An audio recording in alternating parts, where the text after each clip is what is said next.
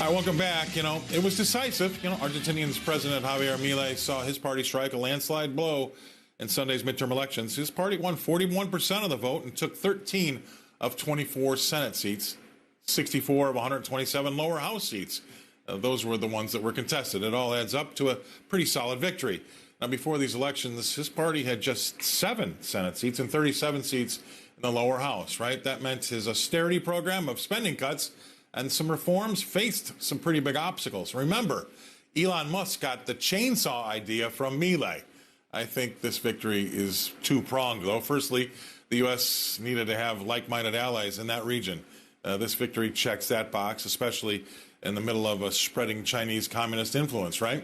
Which is my second point, too, kind of. Securing these strategic relationships with key partners in all the regions of the world is what President Trump's doing right now. He's doing that in an effort to defang the BRICS, I think, a little bit, right?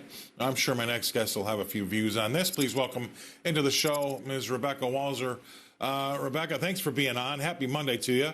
There's some pretty good news in Argentina with Milei making it through like he did and the U.S. backing him. I think President Trump likes to see liked hearing what happened, but it's also pretty good for us in the world, isn't it? It's so good for us in the world, Scott. And, it's so funny going into this election, the polls were not necessarily indicating that he would have such a decisive victory. It reminds me so much of Trump and our polls. Is you really have to start watching the betting polls where people are putting money behind it because they are much more accurate than the actual political polls. And I think that that's intentional. People are not wanting to tell the truth that there is a conservative, economically, reliable and sensible wave that is going to hopefully sweep the world, and we need it. People don't understand how desperate this situation was. We're talking about 2 years ago, their inflation was 200%.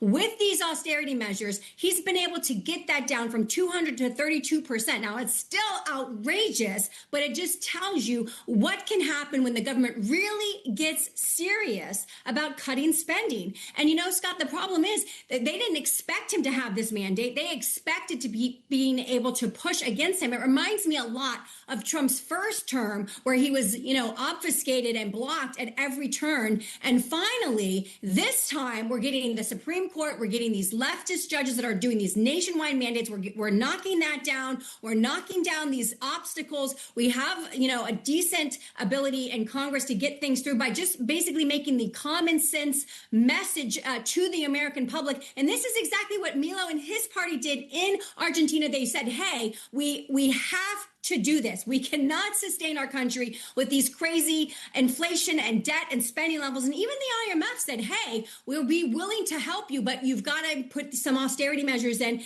And now that he has this mandate and he has a veto-proof majority now, then he is going to really be able to make change. I know some people that love this man, think he is the greatest gift to their country ever, and cannot sing his praises high enough. They say that he's above Donald Trump, that he is the next world leader because he understands that this is the time where you cannot just keep printing money to deal with these problems. I mean, it reminds me of where we could be headed if we don't get our austerity measures under check.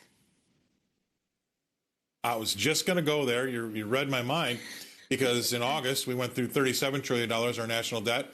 And shortly thereafter, last week, we just went through $38 trillion. I mean, that's concerning to me, Rebecca.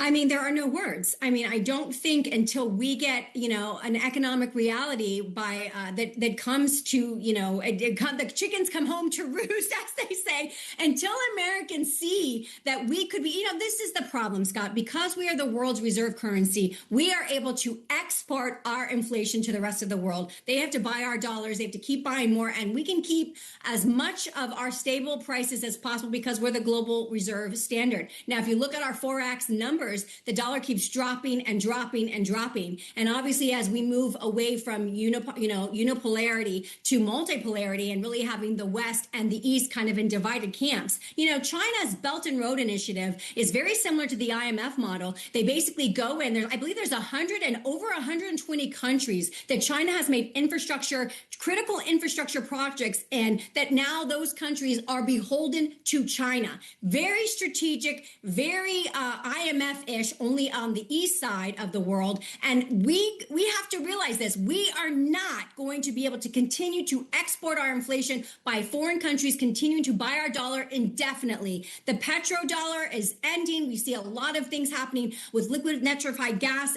in Russia and Europe. A lot of things are circumventing the dollar, the trade in gas between India and Russia and China and Russia outside the US dollar. So many things are threatening the status quo. And it is time that America takes a lesson from this playbook and realizes that we have got to tighten our ship before we lose our reserve status. Because if that happens, then you're talking about overnight a halving, Scott, of the ability to create money in this country.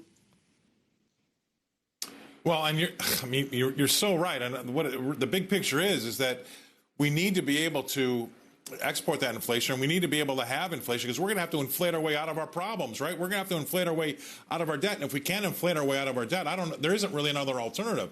All Western economies that have gotten into the trouble that we're in have gotten out of it, if they've gotten out of it, by inflating their way out with cheaper dollars or cheaper whatever their currency was. If we can't get that done, I don't know what our next alternative would be, because that's a pretty scary issue. So we have to be able to have that be the case.